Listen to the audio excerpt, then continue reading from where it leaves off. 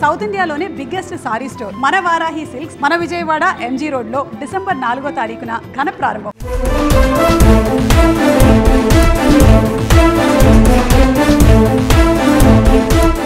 సాధారణంగా క్యాలెండర్లో నెల మారిందంటే ఎన్నో కొత్త నిర్ణయాలు అమల్లోకి వస్తూ ఉంటాయి.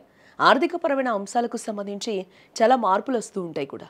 కొన్నింటి డెడ్ లైన్స్ ముగుస్తూ ఉంటాయి. ఇప్పుడు డిసెంబర్ నెలలో ఏమేం మారనున్నాయో, ఈ నెలతో ఏం గడువులు ముగేనున్నాయో ఇప్పుడు ఒకసారి తెలుసుకుందాం.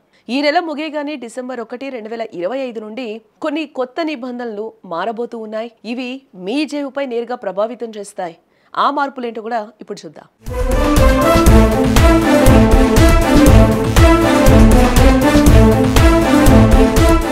ఆధార్ కార్డులో మెయిన్గా మార్పులు వచ్చే అవకాశాలు కనిపిస్తూ ఉన్నాయి. Unique identification authority of India December 1 నుండి ఆధార్ కార్డులో పెద్ద మార్పులు చేయబోతుంది.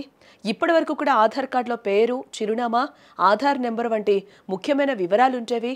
కానీ యుఐడిఐ ఆధార్ కార్డును పెద్ద ఎత్తున రీడిజైన్ చేస్తుంది. ఇందులో కేవలం హోల్డర్ ఫోటో, ఒక క్యూఆర్ కోడ్ మాత్రమే కనిపిస్తుంది. పేరు, చిరునామా, 12 అంకెల ఆధార్ నెంబర్ వంటి వ్యక్తిగత వివరాలు కార్డుపై కనిపించకుండా తొలగించబడతాయట. ఇప్పుడు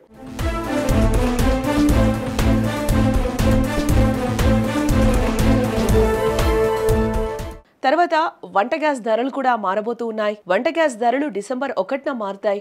ఆయిల్ మార్కెటింగ్ కంపెనీలు ప్రతి నెల కూడా మొదటి తేదీన అంతర్జాతీయ ధరలు, కరెన్సీ మార్పుల ఆధారంగా ఎల్పీజీ రేట్లను సవరిస్తాయి. గత నెలలో డొమెస్టిక్ గ్యాస్ సిలిండర్ ధరల్లో ఎలాంటి మార్పులు జరగలేదు. ఇప్పుడు డిసెంబర్ 1న గృహ వినియోగదారులకు ఉపశమనం లభిస్తుందా లేక ఖర్చు పెరుగుతుందా అనేది కూడా ఇప్పుడు తెలుస్తుంది. అలాగే ఎస్బీఐ 2 కొత్త నియమాలనైతే ఇవ్వబోతుంది. State Bank of India December 1 నుండి 2 కొత్త నిబంధనలను అమలు చేయబోతుంది. నవంబర్ 30 తర్వాత కస్టమర్లు ఎంకాష్ ఉపయోగించి లావాదేవీలు చేయలేరు. కస్టమర్లు దీనికి బదులుగా యూపీఐ, ఆర్టీజీఎస్, నెఫ్ట్ వంటి ప్లాట్ఫామ్లను ఉపయోగించవచ్చు. ఏటీఎం ఫీజుల్లో కూడా మార్పు చేయబడింది. ఇది డెబిట్ కార్డు వినియోగదారులపై ప్రభావం చూపుతుంది. నిర్ణీత పరిమితికి మించి లావాదేవీలు చేస్తే సుమారు ₹2 అదనపు ఫీజు వసూలు చేయబడుతుంది.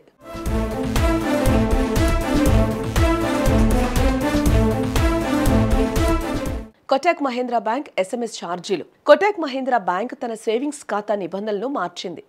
డిసెంబర్ 1 నుండి ప్రతి ఎస్ఎంఎస్ అలర్ట్ కోసం 0.15 ఫీజు వసూలు చేయబడుతుంది. అయితే ఈ ఛార్జ్ నెలకు 30 కంటే ఎక్కువ ఎస్ఎంఎస్ అలర్ట్స్కు మాత్రమే వర్తిస్తుంది. ఆర్టీజీఎస్, ఐఎంపీఎస్ బదిలీలు, ఏటీఎం నుండి డబ్బు విత్డ్రాయల్, ఇతర లావాదేవీలకు కూడా ఈ నియమం వర్తిస్తుంది. కొందరికి మాత్రం కొంత ఉపశమనం కల్పించారు.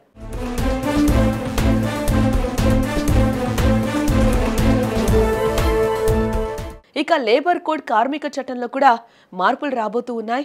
డిసెంబర్ 1 నుండి న్యూ లేబర్ కోడ్ అమల్లోకి రానుంది.